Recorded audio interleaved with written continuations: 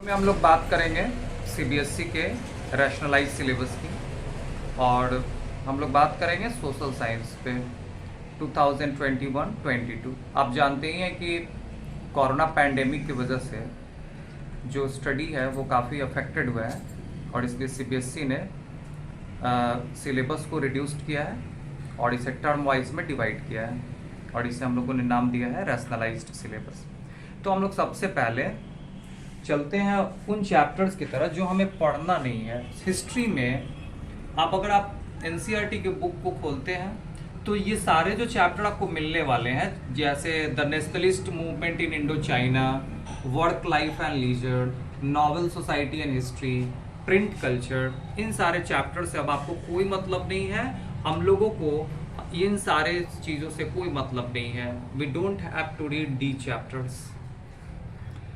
Technical aspect में कहिए तो प्रिंट कल्चर को केवल हटाया गया है। तो पहले भी ये हम लोगों को ये सारे थीम का सब आपके ऑप्शंस थे, लेकिन अगर हम लोग ऐसा कहें कि psychologically we can say that we don't have to read the chapters, तो हमें इस चैप्टर से कोई मतलब नहीं है। डेमोक्रेटिक पॉलिटिक्स पे आइए, यानी सिविक्स के आइए, इसमें 50% सिलेबस हटा दिए गए हैं। देखिए, डेमोक्रेसी एंड डाइवर्सिटी हमें नहीं पढ़ना है, जेंडर, रिलीजन, कास्ट ये नहीं पढ़ना है, पॉपुलर स्ट्रगल मूवमेंट हमें नहीं पढ़ना है, चैलेंजेस ऑफ डेमोक्रेसी ये हमें नहीं पढ़ना है। तो आप देख सकते हैं 4 चैप्टर जो होते हैं वो रिड्यूस कर दिए गए हैं।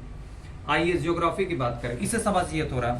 देखिए, इसमें फॉरेस्ट एंड वाइल्ड लाइफ हमें नहीं पढ़ना है। Water resources, mineral and energy जो चैप्टर है, इसके थ्योरेटिकल एस्पेक्ट यानी थ्योरी, कोई भी क्वेश्चन आंसर जो होता है वो इससे आपका नहीं आएगा, बोर्ड में नहीं आएगा। हाँ, मैप के क्वेश्चन आएंगे आपके, और अगर आपका स्कूल चाहे तो आपसे इसमें इंटरनल असेसमेंट में या पीरियोडिक असेसमेंट में इससे क्वेश्चन पूछ सकता है। तो इट डिपेंड्स अपॉन स्कूल, लेकिन हाँ, बोर्ड जो है इससे कोई क्वेश्चन आपको नहीं देगा, वो देगा केवल मैप का क्वेश्चन। अब आइए इकोनॉमिक्स में बस हमें एक चैप्टर हटाया गया जो है कि कंज्यूमर राइट्स। तो ये तो वो चीज हो गई ना कि हमें क्या नहीं पढ़ना है, पढ़ना क्या है। अब आइए यहाँ पे, और हमें सबसे पहले देखें, हम लोग हिस्ट्री की बात कर लें। इसमें हमें बस एक चैप्टर पढ़ना है, the rise of nationalism in Europe, एक चैप्टर पढ़ना है। जियोग्राफी की बात करिए, रिसोर्सेस एंड डेवलपमेंट। उसके बाद से हम लोग ये कहें कि एग्रीकल्चर, इसमें आपका थ्योरी और मैप पढ़ना है। वाटर रिसोर्सेस में पहले ही हम आपको बता चुके हैं, इसमें आपको बोर्ड के क्वेश्चन नहीं आएंगे और इससे केवल मैप में आएंगे। और ये जो हम लोग सिलेबस की बात कर रहे हैं, ये हमारे टर्म 1 की बात चल रही है। तो हमने देखा कि हिस्ट्री में बस एक चैप्टर पढ़ना है, जियोग्राफी में आपके 2 चैप्टर पढ़ने हैं, वाटर रिसोर्स से तो केवल आपको मैप के क्वेश्चन करने हैं। अब आइए हम लोग सिविक्स की बात कर लें। देखिए, हमें 2 चैप्टर पढ़ने हैं, पावर शेयरिंग पढ़ना है और फेडरलिज्म पढ़ना है। पावर शेयरिंग पढ़ना और फेडरलिज्म पढ़ना है। इकोनॉमिक्स की बात करें तो हमें डेवलपमेंट और सेक्टर्स ऑफ इंडियन इकोनॉमी पढ़ना है।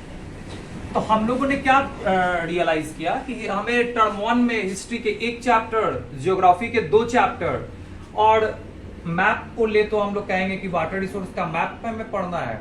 सिविक्स की बात करें तो हमें 2 चैप्टर पढ़ना है, इकोनॉमिक्स में हमें 2 चैप्टर पढ़ना है।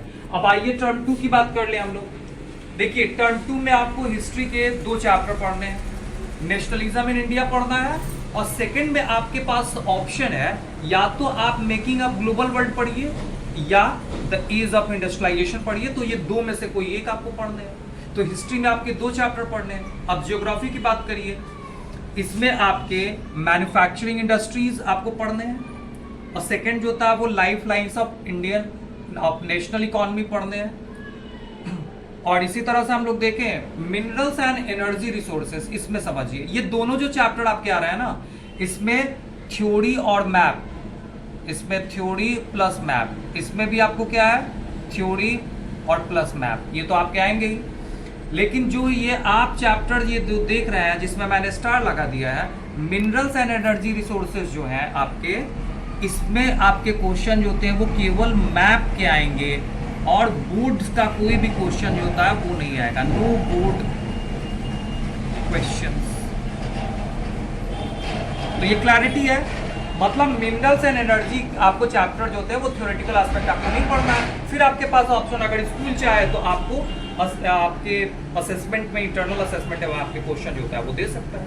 अब आइए इकोनॉमिक्स की हम लोग बात करें। इकोनॉमिक्स में आपके 2 चैप्टर पढ़ने हैं। वो चैप्टर हमारा है मनी एंड क्रेडिट, और उसके बाद से है globalisation and the Indian economy.